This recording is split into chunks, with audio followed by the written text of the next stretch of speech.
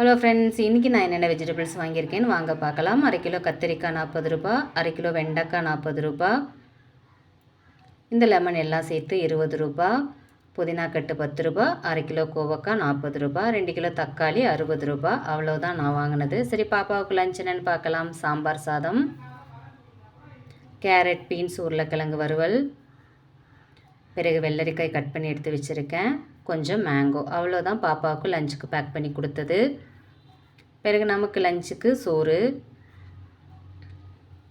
பிறகு சாம்பார்,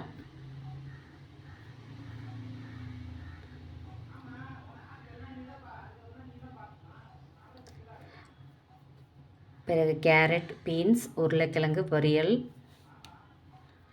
கொத்தவரங்காய் பொரியல்,